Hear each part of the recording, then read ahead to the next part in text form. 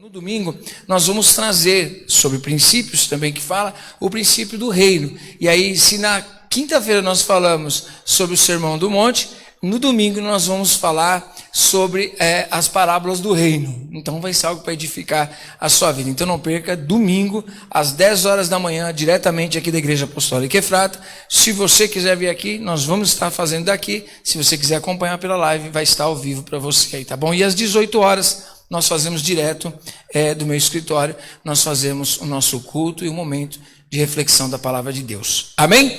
E falando da reflexão da palavra de Deus, vamos à palavra de Deus dessa noite. Tá saindo o som aí? O pessoal tá tudo certo, José? Maravilha, então. Hoje eu quero trazer uma reflexão para todos vocês em cima de um livro que é um dos, quem sabe aos pouquinhos a gente chega lá, né?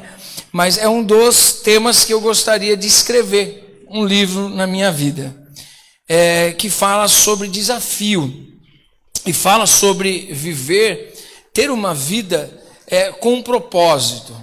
E todos nós queremos viver alguma coisa, todos nós temos o propósito de chegar a algum lugar. Eu costumo dizer que às vezes as pessoas erram por vir na igreja e pensar que tudo que ela vai aprender é para dentro da igreja. Olha, gente, tudo aquilo que a gente aprende, que é só para dentro da igreja, é quando a gente faz reunião de líderes e decide as coisas aqui para dentro. Caso contrário, o que está sendo ministrado no altar é para você ouvir na igreja, mas é para você praticar lá fora. É para você aplicar na sua vida. Não adianta nada. Do que adianta você aprender a reconstruir e você vai ficar só pensando aqui dentro da igreja física?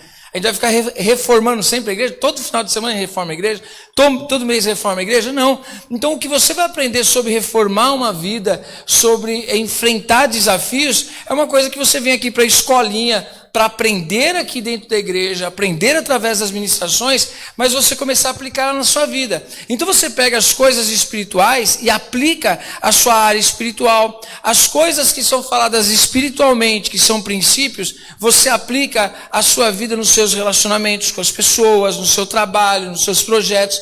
E hoje eu quero convidar você, com bastante inteligência, a você olhar a palavra de Deus hoje e trazer para aplicação na sua vida em todas as áreas. Se você pergunta assim, apóstolo, qual a visão que a Efrata tem? Qual é a visão que o senhor tem quando o senhor traz uma ministração? Para mim, eu tenho definido que todas as ministrações que partem da minha vida e que partem da visão que Deus colocou no meu coração, é para que todos nós venhamos ter vida com Deus. E o que significa a vida com Deus? As pessoas erram. Pensa que vida com Deus diz respeito a estar em cima do altar. É parte da vida com Deus. Porque a sua vida não se resume a trabalho eclesiástico. Não se resume a vir na igreja, tocar um instrumento, ou pregar uma palavra, enfim, ou fazer alguma coisa. Não, a sua vida é mais além. Aqui é um lugar de trabalho. É um lugar, como a gente diz naquele livro lá da treliça e a videira, é um lugar chamado de treliça, onde a videira se apoia para dar o fruto. Isso não significa que tudo que você vai fazer vai ficar preso aqui.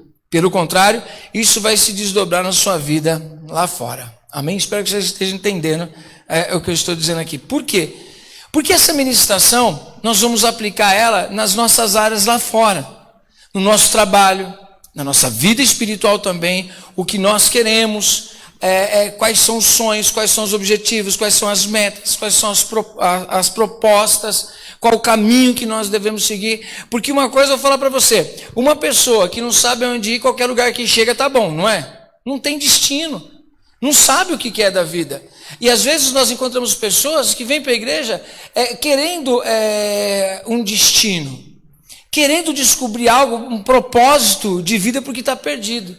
Só que às vezes as pessoas não têm nem noção de nada dentro dela. Ela não sabe o que ela quer, ela não sabe onde quer chegar. E quando é apresentada alguma coisa da palavra de Deus, ela também não quer. Aí você pergunta, se você não quer uma vida espiritual, se você não quer uma vida com Deus aqui, que a gente está apresentando, o que é que você quer? A pessoa diz assim, nem eu sei. Eu também não sei. Não é só o problema de eu não querer envolvimento com a igreja, ou apóstolo. Meu problema é que eu não sei nem o que eu quero da minha vida. Eu não sei onde eu quero chegar na minha vida espiritual, mas eu também não sei onde eu quero chegar na minha vida secular. Eu não sei onde eu vou chegar com o meu emprego, não sei onde eu vou chegar com o meu estudo. Eu não sei nem o que fazer da minha vida. Eu estou perdido. Você precisa definir os seus objetivos, você precisa definir o que é valor para você, você precisa ter conhecimento daquilo que você quer, onde você quer chegar. Eu costumo dizer sempre assim, que quando uma pessoa chega e fala assim, eu quero ir até algum lugar, você me ajuda a chegar lá, aí você pergunta, que lugar? A pessoa tem que falar onde ela quer chegar, para você ajudar ela. Se ela não tiver uma meta traçada, um ponto, um destino, onde ela quer chegar, você nunca consegue aconselhar uma pessoa que não sabe para onde vai, não sabe o que quer. E a palavra de Deus vai nos ajudar hoje a nortear a nossa vida em cima daquilo que Neemias viveu. Então eu quero convidar você a abrir a sua Bíblia no livro de Neemias, capítulo de número 1. Porque ele foi um homem desafiado. Foi desafiado por uma situação que acontece ali. E nós vamos tirar no capítulo 1 muita riqueza para a nossa vida. E você vai trazer isso, você vai aplicar na sua vida espiritual, vai aplicar na sua vida secular, em todas as áreas da sua vida. E você vai ver como Deus vai trazer um novo tempo sobre você. Porque você vai descobrir algum propósito que Deus vai colocar no seu coração, que o teu coração vai bater mais forte. O teu foco vai estar centralizado, vai estar foco no lugar certo e você vai aprender a lidar com as coisas que Deus mesmo vai preparar para você, para que você alcance o objetivo. Porque foi isso que aconteceu na vida de Neemias. Diz assim, nós vamos ler o capítulo 1 inteiro para você ficar inteirado da situação. Olha só, capítulo 1, versículo 1. Palavras de Neemias, filho de Acalias. Ora, sucedeu no mês de Quisleu, no ano 20º, estando eu em Suzã, a capital, que veio Hanani, um de meus irmãos, com alguns de Judá, e perguntei-lhes pelos judeus que tinham escapado e que restaram do cativeiro, e acerca de Jerusalém. Eles me responderam, os restantes que ficaram do cativeiro lá na província estão em grande aflição e opróbrio. Também está derribado o muro de Jerusalém e as suas portas queimadas. Segura aqui comigo para a gente já ir ganhando bastante tempo, que a gente vai acompanhar esse capítulo inteiro, mas preste atenção só em algo. Aqui Neemias nós vamos ver lá no final que ele vai dizer que ele é copeiro, e você talvez já esteja por dentro dessa história de Neemias, que é um homem muito usado por Deus, que trouxe a reconstrução da cidade de Jerusalém. Lógico que não sozinho, com todo o povo, ficaram impactados e foram fazer essa grande obra. Mas é interessante que nesse momento aqui, logo no início do livro, Neemias, ele se informa sobre como está a situação em Jerusalém. E aqui ele não está em Jerusalém, ele não viu, ele não sabe como está, ele só ouve falar. Então, quando ele encontra alguns irmãos judeus que estão vindo das terras de Jerusalém, ele pergunta o seguinte: como estão as terras de Jerusalém? Como que está a situação do povo? Ele se informa, e é interessante que ele não estava mal. Ele tinha um emprego, ele trabalhava como copeiro, ele estava ali próximo do rei, tinha acesso até ao rei. Então ele desfrutava de uma situação até que privilegiada naquele momento. Mas é interessante que ele se importa com algo que está acontecendo. Ele quer saber. A pergunta dele é muito interessante. Eu quero saber como está os meus irmãos. E eu quero dizer uma coisa para você. O que importa não é a pergunta que você faz, é o interesse pela pergunta que você fez. Ou seja, não é só perguntar, é a intenção pela qual você pergunta. Você tem uma motivação para querer saber daquilo. E eu acho interessante uma coisa: nunca ore, nunca busque solução para uma coisa que você não quer ser a resposta dela. O que eu quero dizer com isso? Adianta você chegar e falar assim: Senhor, olha, eu oro por aquele que está precisando de um prato de comida. Senhor, eu oro por aquele que está precisando de uma cesta básica. E aí Deus fala para você: então vai lá e dá a cesta básica. Não, Senhor, só vou orar. Isso não compete a mim.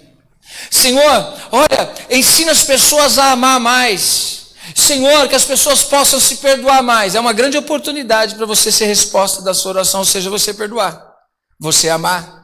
Está dando para entender? Às vezes a gente fala assim: ó Senhor, que os moradores de rua sejam ajudados, que o Senhor entre com as suas mãos lá. Você está disposto a ser as mãos de Deus estendidas àquelas pessoas? Porque se você não quer ser a mão de Deus estendida para aquelas pessoas, por que você está pedindo para Deus fazer? Porque você acha que porque você pediu, Deus vai descer do céu e fazer alguma coisa? Você, eu, nós somos os instrumentos de Deus para atender as pessoas. É através de mim, é através de você que Deus vai se manifestar. Então a primeira coisa que nós precisamos aprender é que eu preciso fazer perguntas sobre coisas que me interessam, coisas que para mim são importantes, porque se elas vierem no meu colo eu vou ter que resolver. Está dando para entender? É isso que aconteceu. Neemias, ele se informa de toda a situação, mas você vai ver que do versículo 4 em diante, quando ele ouve a palavra, aquilo incomoda ele. Não adianta você fazer perguntas de coisas que não te importam, porque não vai mexer com o teu coração. E às vezes nós estamos ocupando o coração de coisas que não importam. E quando eu quero saber, por exemplo, uma pessoa chega e fala assim, e aí, como que está o irmão? Você pergunta de um outro irmão. Aí a pessoa diz assim para você assim, não, aquele irmão lá está assim, assim, assado. Então vamos fazer alguma coisa para ajudar ele. Isso é uma coisa. Agora, quando você pergunta da vida do irmão, mas não é para ajudar ele, o que você está fazendo? Fofoca. Só comentando a vida dos outros, porque você não quer ajudar. Você só quer saber. Sabe aquele negócio? Você pode contar para mim tudo da sua vida para me orar, mas você não vai orar pela vida da pessoa.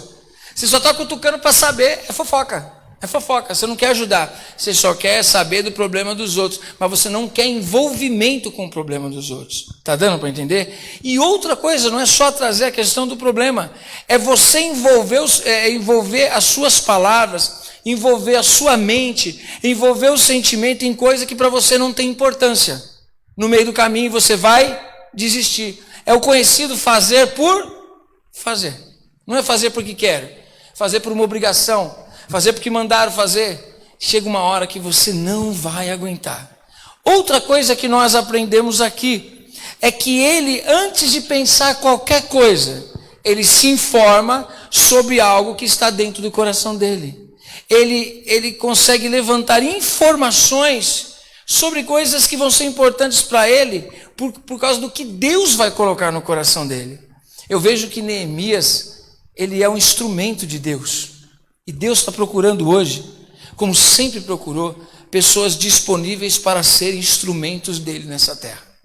Eu, você, Deus está procurando pessoas na terra para viver propósitos que ele criou lá no céu. Ele tem propósito lá desde a eternidade. E ele quer usar a sua vida, e ele quer usar a minha vida para esses propósitos. E é interessante que ele não procura pessoas prontas, ele procura pessoas disponíveis. Se você hoje está disponível para Deus, apóstolo, disponível é uma pessoa que não tem nada para fazer? Não, disponível é uma pessoa que se entrega para fazer algo. Às vezes nós não temos tantas coisas na nossa vida, às vezes a gente tem um montão de coisa para fazer, mas tem coisas que a gente julga que são importantes para a gente, que a gente não arruma um tempo para fazer. Arruma. Por quê? Porque é importante. E aí a gente disponibiliza uma parte do nosso tempo e nos entregamos àquilo. Servir a Deus é importante para você? Se é importante, que tempo você está dedicando a isso? Se o seu sonho, se o seu projeto é importante para você, o que você está dedicando àquilo que você acredita? Porque se você diz que acredita e não dedica aquilo que você diz que acredita, na verdade você não acredita tanto assim. Amém? Interessante aqui, ele recebe a notícia, e a notícia não é das melhores.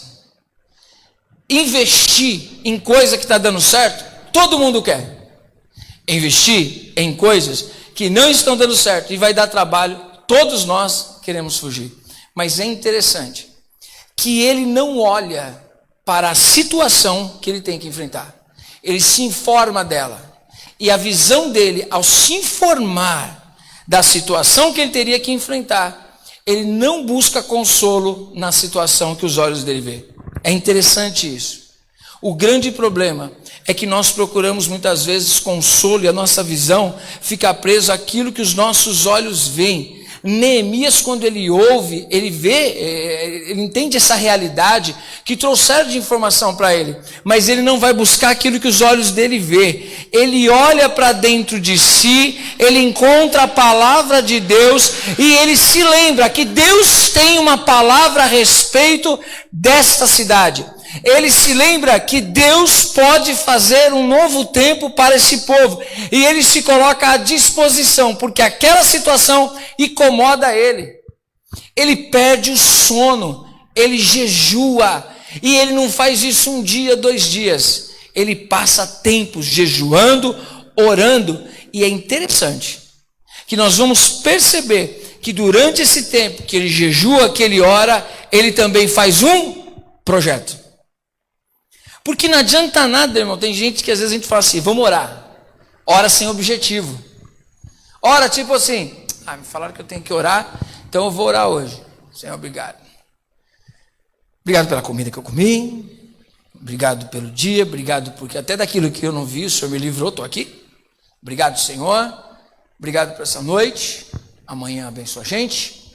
Amanhã vai ser um dia abençoado. Em nome de Jesus, a semana seja abençoada.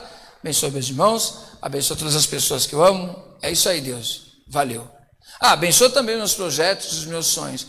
Aí Deus, se Deus chamar você e falar assim, deixa eu falar uma coisa para você. Você pediu para mim abençoar os seus projetos. Quais são eles? O que você responderia para Deus? O que você tem para me apresentar? Me apresenta, por exemplo, o croquis, né, que fala, apresenta ali o projeto que você tem para mim. Como que é isso daí?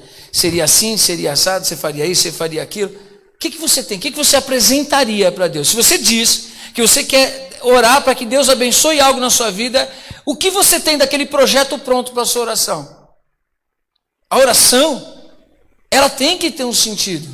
A oração, ela é um projeto diante de Deus. Ela é um projeto que mostra não só o que você quer abençoar, mostra os seus projetos, mas mostra para quem você está apresentando ele. Então, por exemplo, quando você chega para Deus, você fala, Senhor, eu vim aqui trazer uma causa impossível. Mas por que você veio trazer essa causa impossível para mim? Porque eu sei que tu és o Deus do impossível. É uma resposta lógica. Mas você acredita que ele é mesmo o Deus do impossível e que você pode descansar nele? Sim, Senhor. Então a sua oração, ela é movida por uma crença, por algo que você acredita que esse Deus pode fazer por você. Agora, quando uma pessoa chega e fala assim, ai, Deus tem umas coisas impossíveis, eu não sei nem porque eu vim falar contigo. Você acredita em Deus? Você não acredita? Senhor, essa situação aqui, nada vai resolver. Ué, que oração de fé? Essa não é a oração da fé. A oração da fé apresenta suas dificuldades e sempre ela termina dizendo, mas eu sei que eu vou vencer, porque Deus é o Deus do impossível. Ela está baseada em Deus, ela não está baseada na gente. E nós vamos perceber isso na oração que ele vai fazer. Preste atenção no versículo 4. Tendo eu ouvido essas palavras, sentei-me e chorei, e lamentei por alguns dias. E continuei a jejuar e orar perante o Deus do céu. Ou seja, Neemias, ele dispensou, ele não perdeu, ele dispensou o tempo dele. Ele investiu o tempo dele com algo que mexe com o coração dele. Está dando para entender? Qual era o problema de Neemias aqui? Nenhum. A Bíblia não diz que Neemias tinha problema. Se você for perceber, Neemias ele foi caçar problema. Ele não tinha problema nenhum. Ele estava bem. Quem estava mal eram os irmãos dele.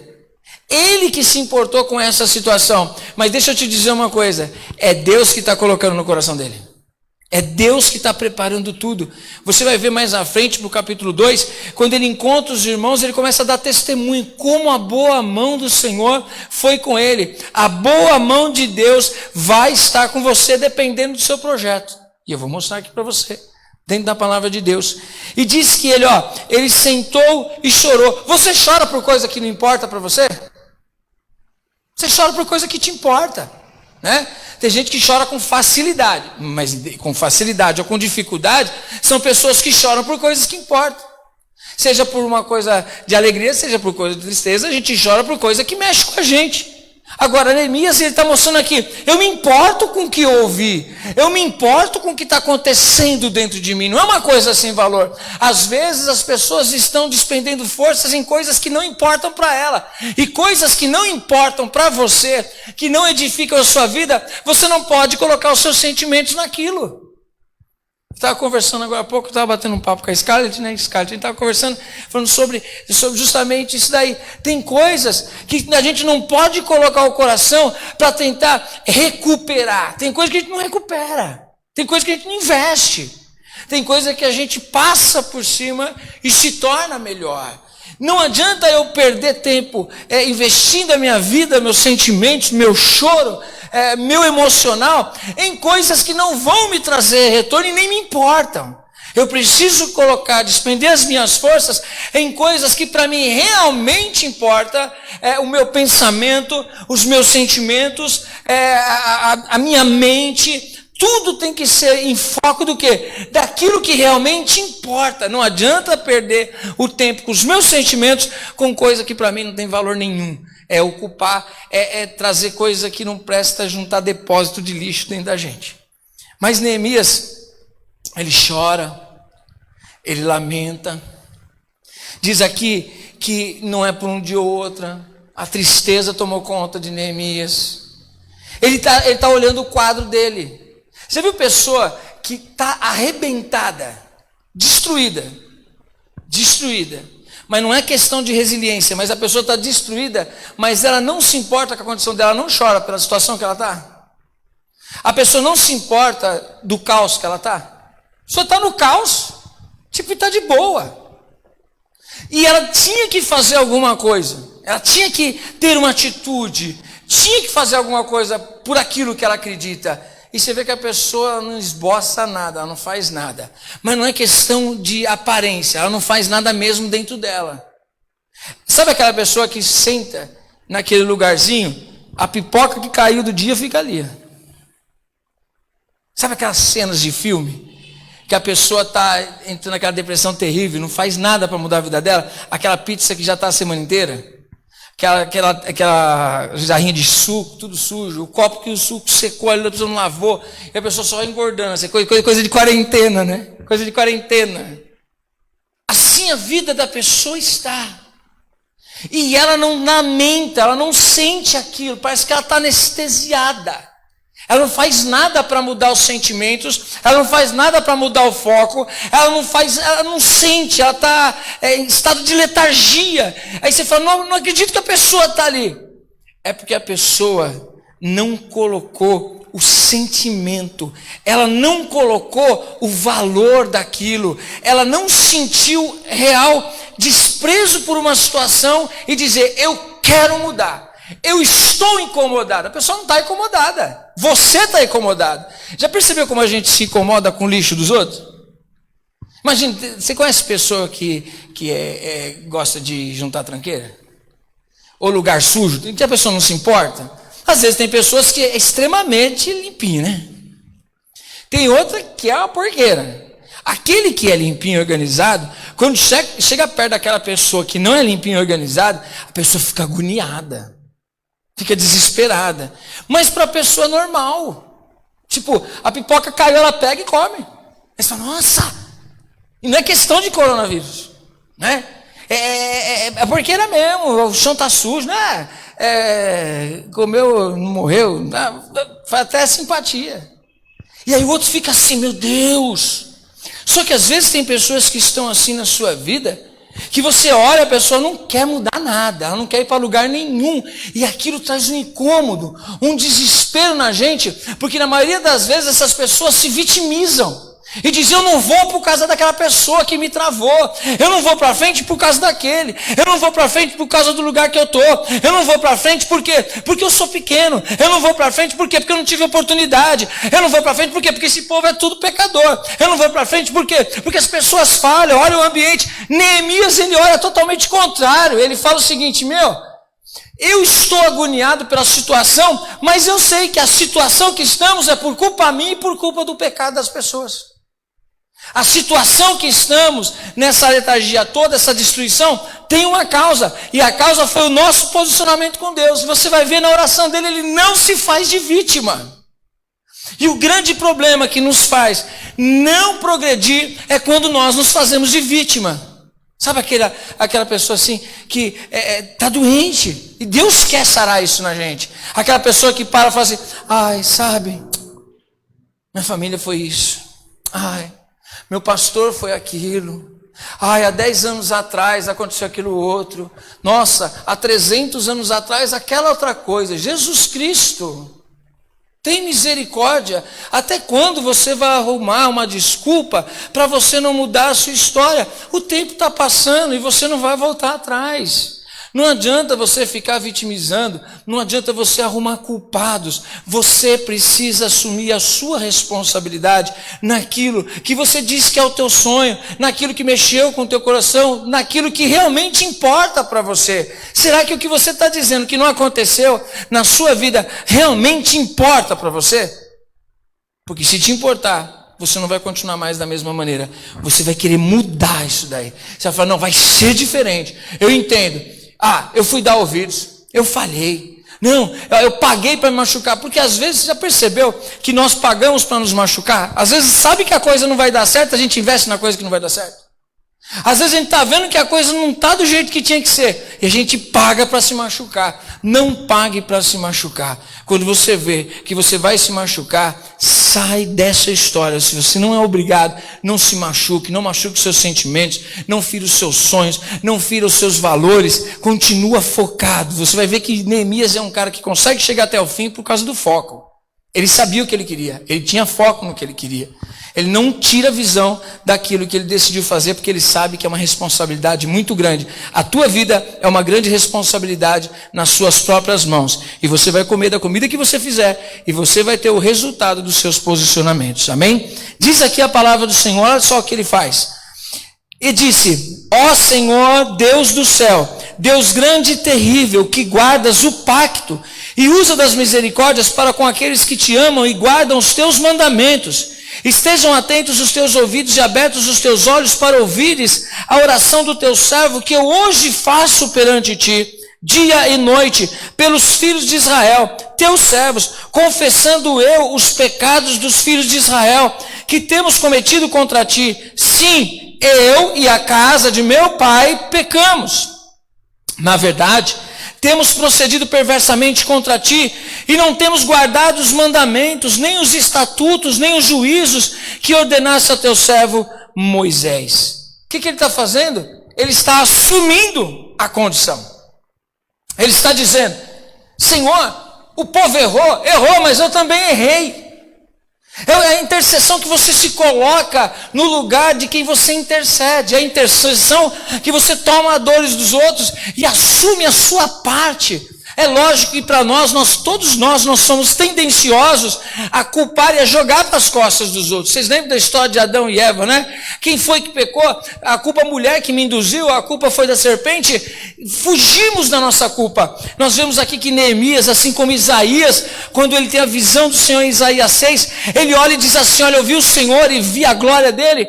E aí eu disse, eu sou uma pessoa impura e habito no meio de um povo de impuros lábios. Ou seja, eu sou pecador e habito no meio de pessoas pecadoras, e às vezes na oração a pessoa, não, eu não sou pecador. Não, nós somos os pecadores, nós somos os falhos.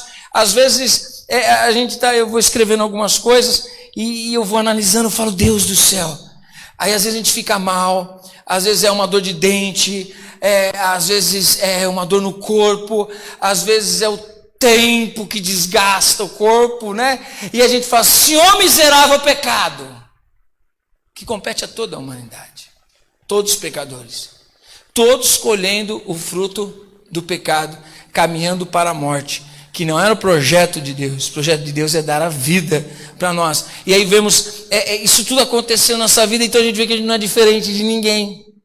A gente tem passado, a gente tem presente e vai ter um futuro. E cada um tem um passado que formou um presente, mas o futuro ainda está sendo escrito. Isso que é interessante.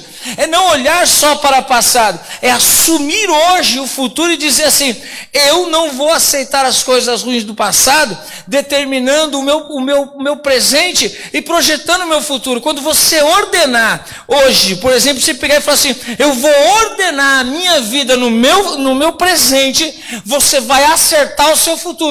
Se você quiser acertar, ficar mexendo só com o passado, você não acerta o presente e você não projeta nada no futuro. Então resolve o que tem que ser resolvido, que pode voltar no presente, resolve, e a partir do presente projete um futuro. Foi isso que Neemias fez. Ele falou assim, olha, eu sei o que é que está acontecendo, eu entendo a condição de hoje, é por causa de uma coisa do passado, mas hoje eu me coloco diferente e projeto um novo futuro. Como? Senhor, eu acredito que Tu és bom, misericordioso, gracioso e pode nos dar a oportunidade. Com que base nisso? A tua própria palavra. E aí ele ora. E ele diz, lembra-te, pois, da palavra que ordenaste ao teu servo Moisés. O que ele está fazendo? Estou trazendo ao meu coração coisas que me dão esperança. Eu não estou olhando o caos. Se eu olhar para o caos, eu estou vendo que nós temos um povo atrapalhado. Eu faço parte desse povo, um cenário horrível, e eu não tenho como resolver isso daí. Mas se eu olhar para a tua palavra, eu estou vendo um Deus de misericórdia, um Deus que me dá a oportunidade de viver milagre, um Deus que abre portas, um Deus que tem uma palavra liberada, um Deus que diz que se o meu povo que se chama pelo meu nome orar e me buscar e se arrepender dos seus maus caminhos, então eu ouvirei dos céus a sua oração e eu vou sarar a sua terra, eu vou agir em seu favor. Precisamos trazer isso para a nossa vida. Não importa o que foi, o que importa é o que você escreve agora, o que importa é o que você faz agora. Deus é aquele que apaga o passado e te dá uma nova oportunidade. É isso que ele está dizendo. Senhor, eu reconheço, o povo, nós falhamos, mas eu sei também que nós temos um Deus misericordioso. Isso é oração de quem conhece Deus, oração de quem sabe o que pode viver no Senhor. Você sabe quem é Deus? Como está a sua oração? Aí ele diz, olha só, versículo de número 9, mas se vos converterdes a mim e guardardes os meus mandamentos e os cumprides, olha só que interessante isso, guardar e cumprir, guardar e cumprir. Tem gente que não guarda e tem gente que não cumpre, tem gente que guarda e não cumpre. Está dando para entender? Porque é interessante isso. O que é conhecimento? Aí só não, conhecimento é informação. Conhecimento não é um montão de informação. Conhecimento, por exemplo, tem uma coisa interessante, eu ouvi uma vez, eu acho bem legal. Quando você lê na Bíblia, na palavra de Deus, você vai estudar, você vê, por exemplo, que quando um casal, eles vão se conhecer, fala assim, por exemplo, e aí Adão conheceu Eva. Como que ele conheceu ela? Ele não conhecia? A gente sabe, né? Como que foi que conheceu? Eles se tornaram uma só carne. É o ato do relacionamento da intimidade. Então, o conhecer vem com a intimidade. Ou seja, conhecer é relacionar-se com aquilo que se conhece. Conhecimento de verdade é quando você tem informações e relacionamento com essas informações. Senão você vira uma biblioteca lá. Quem tem bastante livro aí? Você tem uns livros lá? Você sabe de todos eles? Não. Mas você já leu eles um dia. Você teve informação sobre ele. Só que tem partes daquele livro que se tornaram conhecimento para você. Por quê? Marcaram a sua vida. Mas por que marcaram? Porque você se relacionou com aquela verdade. Sim ou não? Por isso que a Bíblia diz o quê? Jesus disse o quê? Conhecereis a verdade e ela vos libertará. Mas é conhecimento só cognitivo? Só um livrinho que eu tenho na cabeça? Não. É que tipo de relacionamento você tem com a verdade. Porque o tipo de relacionamento que você tem com a verdade traz libertação para você. Está dando para entender? A mesma coisa aqui. Ele está dizendo o quê? Olha, que se nós guardarmos os mandamentos no nosso coração e praticarmos ele, ou seja, cumprirmos, fazermos aquilo que Deus ordenou, e o que Deus ordenou não são regras, o que Deus ordenou são princípios. E a gente se relaciona com regra. Não pode isso, não pode aquilo, não pode aquilo, não pode aquilo outro. Não, isso são regras. E Deus disse, não faça isso porque o princípio é aquele outro. Porque é isso que Jesus veio fazer. Ele mesmo disse, eu não vim abolir a lei, eu vim cumpri-la. Mas como que ele veio cumprir? A essência dela. Porque não era para matar mais animais, agora ele estaria no lugar do animal. Ele veio cumprir a lei. Mas qual era a essência da lei? Apaziguar o coração de Deus. Mas existia, por exemplo, a circuncisão. Agora a gente não circuncida mais o homem. Mas, e o que significava a circuncisão? Ela existe? Existe. Mas não no lado físico, exterior, mas a circuncisão de dentro do coração. Ou seja, o princípio existe. Por mais que a lei era feita no exterior, existia um princípio dentro dela. Está dando para entender?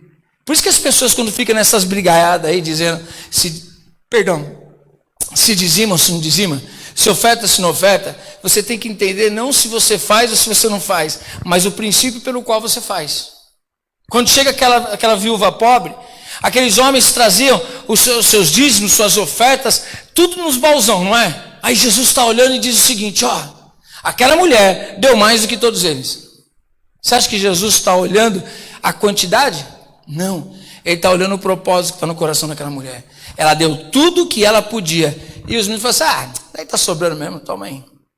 Ou seja, o princípio da adoração não é o que você faz, é o que te motiva a fazer. O princípio também aqui de conhecer é guardar, cumprir, praticar aquilo que você conheceu. O grande problema é que muita gente conhece. Gente, não tem como dizer que uma pessoa não conhece nada nessa vida hoje. Informação tem de monte na internet. Mas e a prática de boas informações? Quem já viu na internet, por exemplo, técnicas de emagrecimento? Está na moda, né? Boas comidas a se fazer? Está na moda lá também. Vai inventar cada dia uma coisa. Mas agora, de tudo aquilo que você viu de técnica, quantas dessas coisas você realmente foi lá e fez? Quantas vezes não houve pessoas que têm entendimento, sabedoria sobre vida financeira, administração do tempo, cuidado do corpo, e, enfim, tantas coisas. Aí houve aquela informação legal, mas não há prática. Aí você ficou lá tanto tempo assistindo aquilo e não praticou. O que você fez com o seu tempo? Perdeu. Tempo jogado fora. Continuando aqui, ó. Mas se vos converterdes a mim e guardardes os meus mandamentos e os cumprirdes, ainda que os vossos rejeitados estejam na extremidade do céu, de lá os ajuntarei e os trarei para o lugar que tenho escolhido, para ali fazer habitar o meu nome. Eles são teus servos e o teu povo, que resgataste com teu grande poder e com a tua mão poderosa. O que ele está trazendo para ele? Eu não estou falando com Deus sem saber o que eu estou dizendo. Eu sei o que eu estou falando. Eu tenho propriedade. Eu conheço. Eu tenho relacionamento com as Escrituras. Então a minha oração, ela não é em vão. As palavras de Deus estão em mim. E eu tenho confiança naquilo que eu estou orando. Isso é muito importante para nós.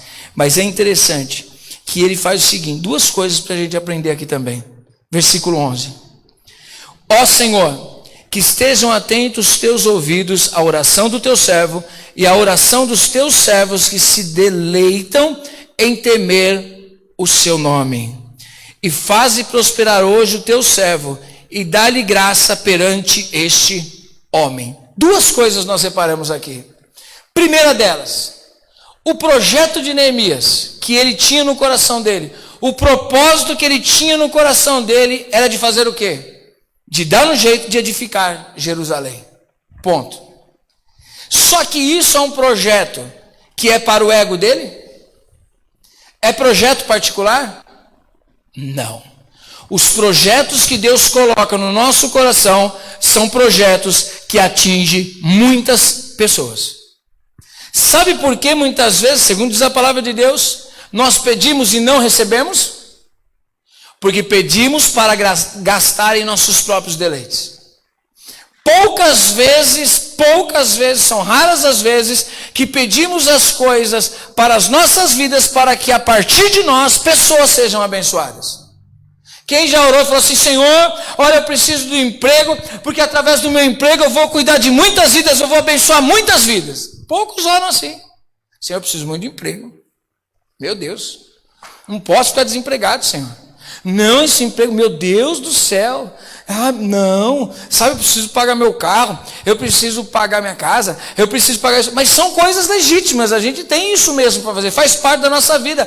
Mas o princípio de viver é o seguinte, Senhor, eu não estou dizendo para o Senhor me abençoa só para me andar com um carro bom, não. Eu quero poder também abençoar e cuidar de pessoas, projetos que envolvam pessoas. Por que a igreja sempre é uma coisa que vai para frente e Deus abençoa? Porque não é um projeto para um homem, é projeto para famílias, é projeto para pessoas. Você vê como é importante? Às vezes a gente fala assim, Senhor, a nossa oração deve ser assim, não é deveria, deve ser assim.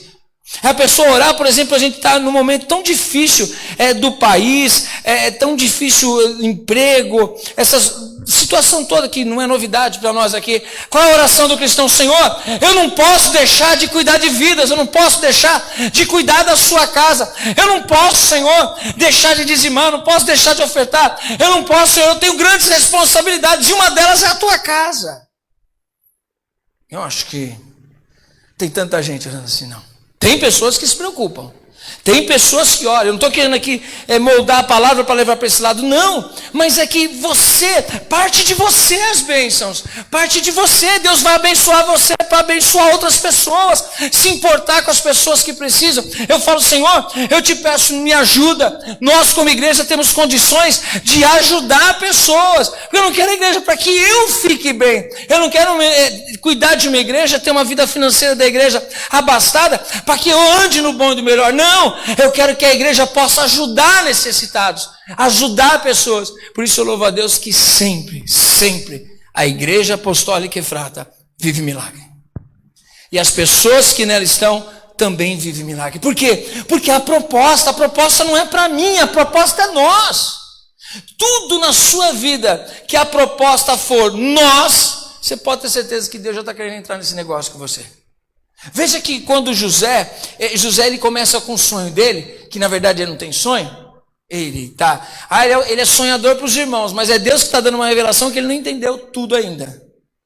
Mas você se lembra que ele pegava no sonho dele, ele viu o quê? Que ele era o centro e os irmãos se curvavam diante dele, não é isso? É assim que ele vai passando.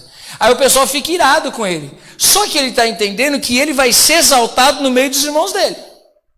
Ele também está entendendo que o sol e a luz se dobram diante dele. Então, imagina o jeito que ele já era criado por Jacó. Então imagine só como ele era um mimadinho. Quando Deus leva ele por todo aquele processo, ele vai entender lá dentro do Egito o que é que Deus estava fazendo. Ele entendia que ele seria exaltado no começo. E aí depois, lá no final, ele entende, ele não vai ser exaltado, ele vai ser usado. É que a maneira que ele vai ser usado, para a ótica humana, ele foi exaltado. Mas na verdade, era Deus usando ele com propósito. Como assim, apóstolo? Lembre-se que os irmãos dele, no final da vida de Jacó, os irmãos ficam com medo de morrer. Afinal de contas, humanamente falando, nós aqui tirando o lado cristão da coisa aí, tirando a ajuda do Espírito Santo, a gente não dava um finzinho nos irmãozinhos de José, tipo, me menosprezaram,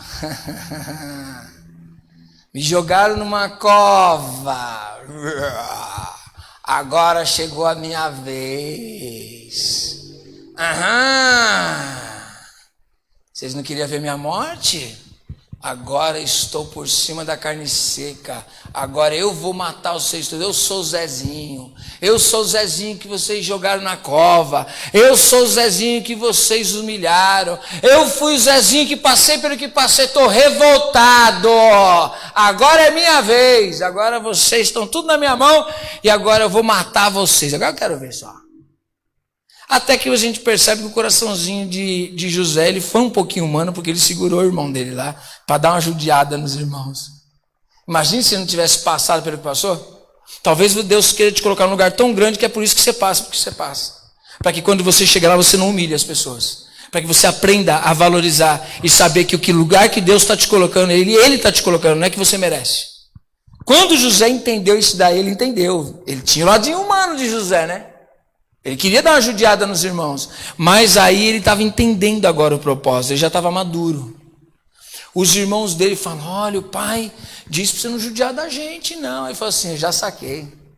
Embora, de verdade, eu queria sacanear vocês. Mas agora eu entendi que Deus estava me mandando à frente de vocês para sustentar o povo dele. Eu estou à frente de vocês porque eu sou instrumento de Deus. Sabe o que o Neemias está fazendo? É exatamente isso. Ele não é alguém, é que o propósito dele é ser instrumento de Deus. É essa nossa perspectiva de vida como cristão. Nós somos instrumentos de Deus nessa terra. Você ser instrumento de Deus através de todas as áreas da sua vida, no seu trabalho, nas suas finanças, nos seus relacionamentos, nas suas amizades. Você ser o representante de Deus. Você ser uma pessoa usada por Deus. Sabe aquele negócio, às vezes, de, por exemplo, quando eu vou no mercado fazer uma compra assim, às vezes eu estou com a minha esposa, ela fala assim, obrigado por você cuidar de mim. Eu falo assim, agradeço a Deus que cuida de nós. É a partir de Deus. Agradeça a Deus que faz através de você, porque eu mesmo não faço, quem faz é Deus. Quem te traz o sustento, quem cuida de você, quem provê na sua vida e através de você provê na vida de outro. Eu sempre falo quando a gente está na Val de Jaboque, o pastor François falou assim, apóstolo, o senhor precisa ir lá. E agora a gente já vai, estou com um projeto aí com a galera toda aqui da igreja, que aí eu vou poder ir mais. Vamos fazer um discipulado pastoral aí, né? O pessoal tudo se envolver na obra, algo muito forte. Por quê? Apóstolo, vem cá. Os meninos precisam de uma palavra, e vem cá orar, e a gente é tratado como um príncipe quando chega lá. E quando a gente leva, por exemplo, alimentos lá, eles oram, eles agradecem, eles falam assim, apóstolo, eu quero agradecer. Ok, mas não agradece a mim. Agradece aquele que proveu através de nós. É a Deus. Apóstolo, mas é um gesto de carinho. Não, e obrigado, é gostoso. Isso é gratidão. Hoje de manhã eu passei, pessoal, gratidão. Você já agradeceu alguém? É alguém que tem significância na sua vida? Uma pessoa que te aconselha, uma pessoa que te abençoa, uma pessoa que anda do seu lado, que está junto de você, que acredita em você, que faz alguma coisa pela sua vida. Alguém que tem significância, que tem importância na sua vida. Já agradeceu ela? Puxa, é verdade, eu nunca falei para aquela pessoa que eu a amo. Está esperando ela morrer por um dia do velório, falar, ela é uma boa pessoa. Deixa ela saber que ela é boa pessoa antes, gente. Já pensou? Você passa a vida inteira cuidando de vidas. Ninguém nunca disse para você assim, você é importante. Aí o dia que você morre, a pessoa fala assim, a Rosa era tão importante. A Rosa nunca ficou sabendo disso. Você faz as coisas e as pessoas nunca falam para você, mas você fala para os outros também. O quanto aquela pessoa é importante para você. O quanto ela significa na sua vida. Isso se chama gratidão. E isso, você não precisa de muito dinheiro. Uma palavra alegra o coração de uma pessoa. Quando um pastor, eu sempre digo isso, quando uma pessoa chega com um pastor e fala assim, Deus usou a sua vida para falar comigo. Isso edifica a vida do pastor, sabe por quê? Porque ele se preparou para aquilo. E na hora que ele está ministrando, há o confronto, dizendo, o que esse cara está falando? Ele sai às vezes e fala assim, nossa, acho que o pessoal não foi edificado em nada, o pessoal quer dormir, não quer saber de nada, não. Aí a pessoa fala, Deus falou comigo, opa, então valeu a pena. Valeu a pena. Todo esforço valeu a pena. Então, quando as pessoas são usadas por Deus na tua vida, reconheça isso, de alguma maneira. Não é só com presentes. Às vezes você não tem condição de dar um presente. Mas quanto te custa uma palavra, amiga? Um abraço, um bom dia, fala, estou junto, te amo, você é importante. Isso é bom ou não é bom? Quanto tempo faz que você não faz isso? Hoje é um dia para você fazer isso. Você não recebeu de manhã, recebeu agora a palavra da gratidão. Só que é interessante que além dele se prontificar para um povo e se envolver com o problema dos outros, o propósito dele, ele já tinha um plano. Como assim? Ele diz o seguinte, olha só. Senhor, que estejam atentos os teus ouvidos à oração do teu servo. A oração dele. E a oração dos teus servos que se deleitam em temer o seu nome. Tinha mais gente orando com Neemias. E faze prosperar hoje o teu servo e dá-lhe graça perante este homem. Mas outra coisa que a gente aprende aqui, que ele já tinha um projeto. Ele já sabia o que ele queria. Você sabe o que você quer? Neemias, ele é um grande referencial, mas ele sabia o que ele quer. Eu costumo sempre dizer, gente, comece a analisar com quem você anda, o que você lê, o que você assiste, o que você edifica a sua vida. Porque se você lê tranqueira e só perde seu tempo com tranqueira, você vai se tornar o quê? Tranqueira. Se você só anda com pessoas que não tem nada a oferecer e não acrescenta nada de bom na sua vida, no que você vai crescer? Nada. Você precisa estabelecer metas, você precisa estabelecer princípios, você precisa estabelecer valores. Com que tipo de gente você vai andar? Eu te aconselho a andar com gente que esteja olhando para Cristo, a se aliançar com pessoas que estejam nos mesmos propósitos. Porque se aliançar com pessoas que não têm o mesmo propósito, chega uma hora que você vai rachar. E aí a gente não sabe para onde que vai rachar. Se vai rachar para o lado bom, para o lado ruim. Se você vai atrás da pessoa, a pessoa vai atrás de você. Se você for um bom influenciador e for influenciador para o bem, você vai influenciar pessoas para o bem, como Neemias conseguiu. Mas ele então se torna o quê? Um padrão para nós, um exemplo de pessoa. Apóstolo, o senhor tem exemplos? Gente, eu amo exemplos bíblicos. Por quê? Exemplos bíblicos, você crê na Bíblia? Eu creio, era a verdade, não é verdade? Você acredita nas histórias dela? Acredita? Ok. Então Neemias é um grande exemplo. Então por que não copiar os passos de Neemias? Por que não copiar os passos de Moisés? Por que não copiar os passos de Jesus? Por que não copiar os passos de homens e mulheres que foram pessoas que alcançaram os seus objetivos? Pessoas que podem te influenciar para o bem, para coisas boas. Amém? Quem está entendendo? E para a gente fechar, é a questão dele chegar diante do rei Artaxerxes, né? É muito Xerxes o nome dele. O rei Artaxerxes. É muito interessante. Se você... O tempo vai longe, mas olha só.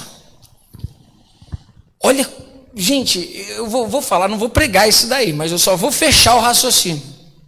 Preste atenção. No capítulo 2, só vou narrar para você, senão eu abrir vai virar outra pregação. Ele vai trabalhar normalmente. Ou seja, quando você tem sonho, você tem projeto, você orou, você não para a sua vida. Você continua fazendo o que você sempre fez. É o seu trabalho, é a sua vida.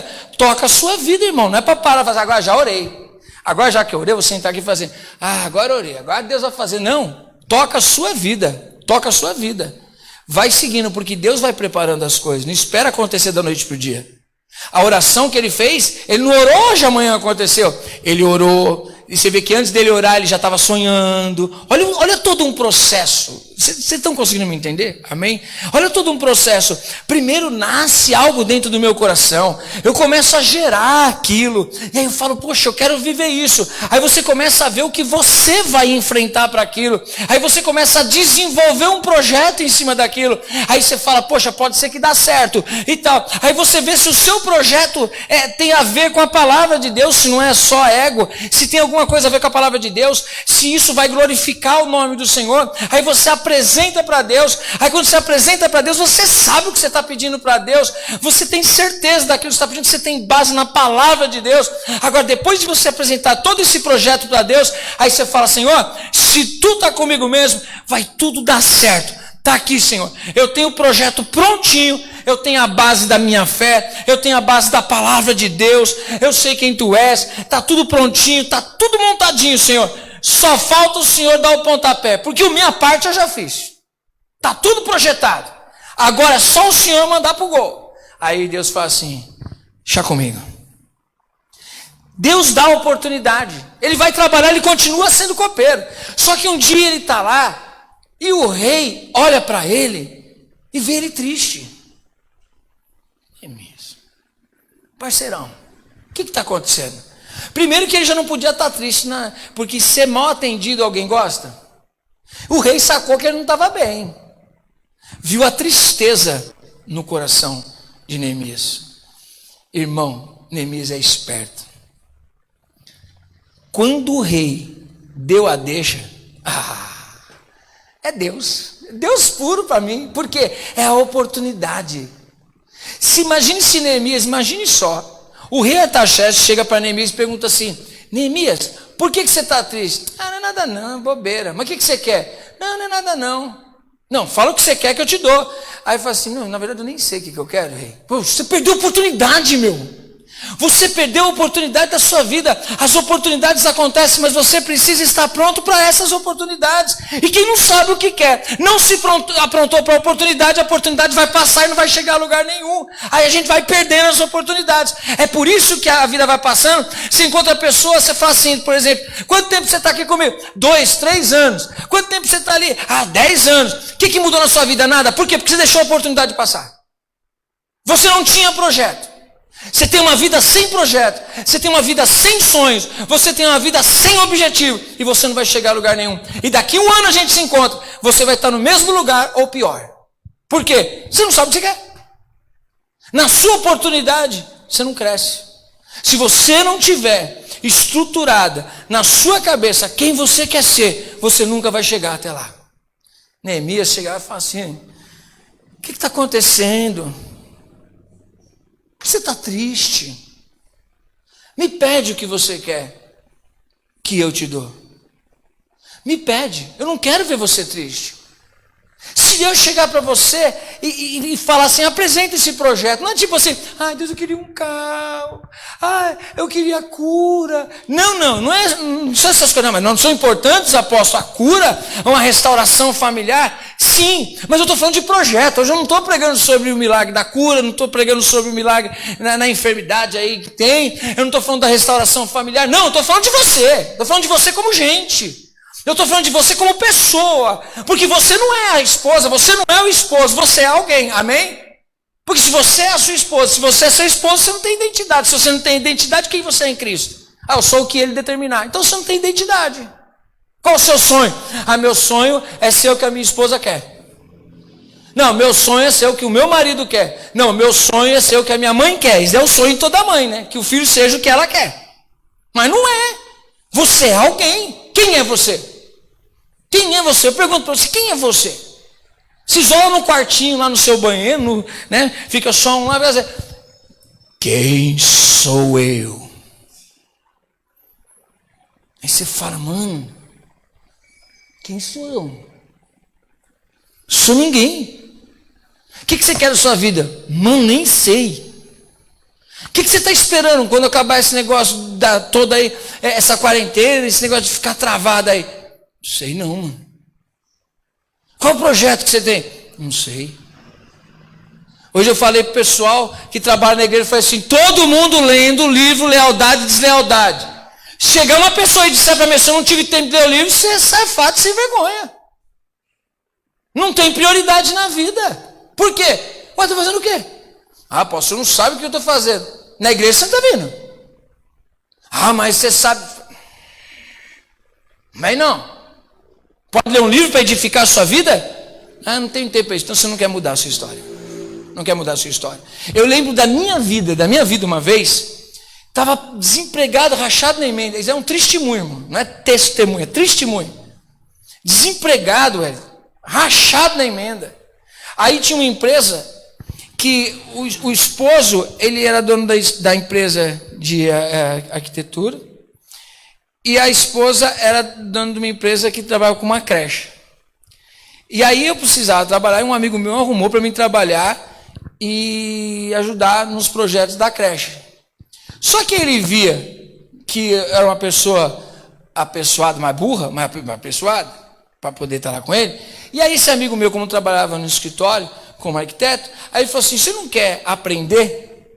Eu falei assim, legal, boa. Em vez de ficar levando documento para lá e para cá, vou aprender alguma coisa sobre arquitetura, saber sobre projeto. Legal. Aí o rapaz falou assim, não, então você vem, eu vou te dar, já que você vai vir para cá mesmo, você trabalha meio período, no outro período você vem mais cedo, e aí você fica aqui, né? E aí você vai aprendendo. E aí eu te dou um vale-refeição ainda para você aprender. Eu falei, glória!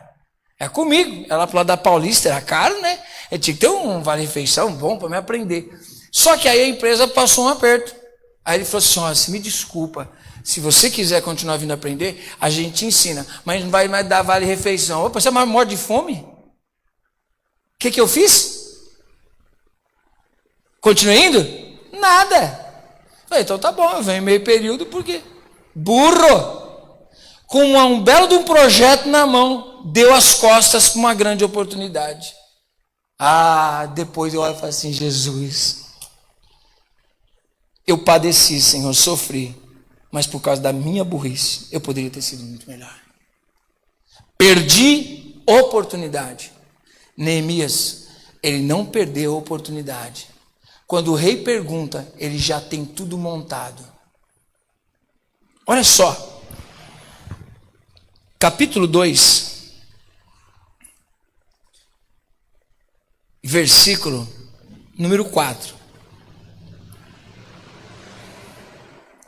Pergunto para você, imagine, eu estou falando de projeto de vida, não estou falando que você está precisando de uma porta de emprego aberta, eu não estou falando que precisando de cura, eu não estou falando que você está precisando de dinheiro, amém? Isso daí todo o Brasil está precisando, até o Bolsonaro está precisando, né? O Brasil está precisando, fechado? Então você não é um tadinho dos brasileiros, todos, um montão, o pessoal já entra no aplicativo, nem colocou o CPF, já está dizendo, está em análise, está assim, né? Quando sai, o pessoal já está dançando no banco. Está no desespero. Então não vem dizer que esse é o seu projeto. E eu não posso acreditar que o seu projeto se resume a R$600 esse mês. Não posso acreditar. Eu não posso acreditar que o seu projeto de vida se resume a sair do coronavírus e pegar trânsito desesperado para fazer alguma coisa. Você está sem projeto, hein, irmão? Quem está entendendo? Agora, preste atenção se hoje Deus pegar você e separar assim, Fabinho, né? Fábio, Evelyn, André, Angélica, sabe? Jaiane, Alex. Falar com a pessoa. Unidade. Tá dando para entender? Você, pessoinha. Euzinho, Dircinho, Rosa, William, Anderson. Deus perguntar, qual o projeto que você tem para me apresentar? Neemias teve oportunidade. Olha a ideia de Neemias. Ele disse, se for do agrado do rei, e se o teu servo tiver achado graça, favor diante de ti, peço-te que me envies ajudar a cidade dos sepulcros do meu pai, para que eu a reedifique. Então o rei, estando a rainha sentada junto a ele, me disse, quanto durará a tua viagem? E quando você vai voltar? E aprove ao rei enviar-me, apontando-lhe eu certo prazo. O que ele disse? O que você quer? Eu quero ir até a cidade dos meus pais. Eu quero reedificar ela. Quanto tempo vai durar isso? Tanto tempo. O que você precisa? Isso, isso e aquilo. Ele já está com tudo pronto, ele tem projeto. Olha só o que ele diz, ó. Quando durará a sua viagem, quando voltarás? E aprove ao rei enviar-me, apontando-lhe eu certo prazo. E eu disse ainda ao rei, ele sabe pedir, hein? Pedir e não recebeis, porque pedis mal, não sabe pedir. Ele sabe pedir, olha a oportunidade. E aí, depois dele já falar só para ir, agora ele vai pedir porque já tem um projeto. Deus tem que dar essa sabedoria para a gente. Tem que dar, tem que buscar ela e a gente vai alcançar em nome de Jesus. É isso que a palavra de Deus nos diz, olha só. E eu disse ainda ao rei, se for do agrado do rei, me dá carta para os governadores da além do rio, para que me permitam passar até que eu chegue a ajudar. Como também uma carta para Asaf, guarda da floresta do rei, a fim de que me dê madeira para as vigas das portas do castelo, que pertence à casa, e para o muro da cidade, e para a casa que eu houver de ocupar. E o rei me deu, graças à mão benéfica do meu Deus sobre mim.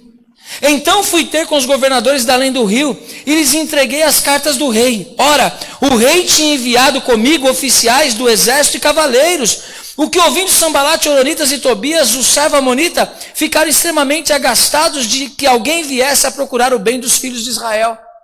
Sabe o que significa isso?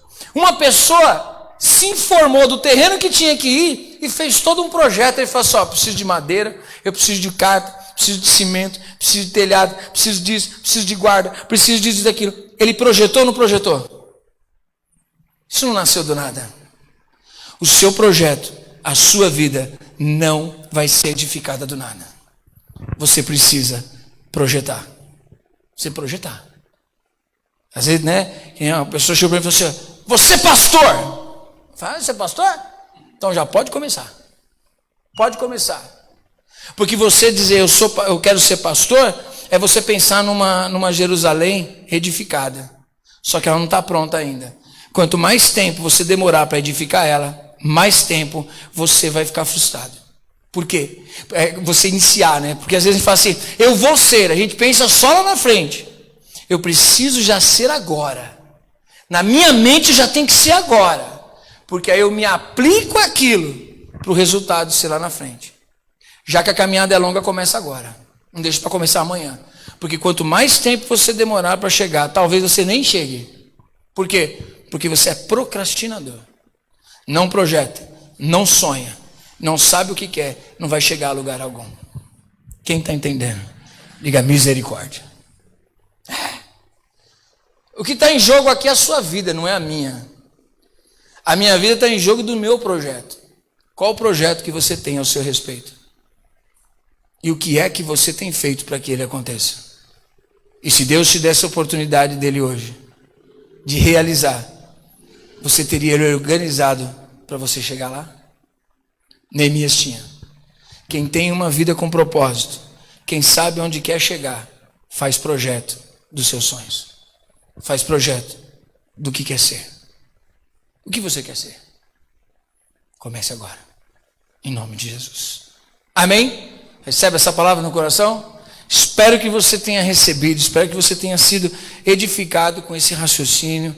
Procurei de uma maneira rápida aqui trazer um teor que Neemias é um livro muito, muito rico sobre liderança. E uma vez eu confesso para vocês que eu discordei quando eu comecei a ler um livro, quando ele disse que todos nós somos líderes. Até que eu entendi bem e é verdade. Todos nós somos líderes. E você começa por autogestão. Ter gestão sobre a sua vida.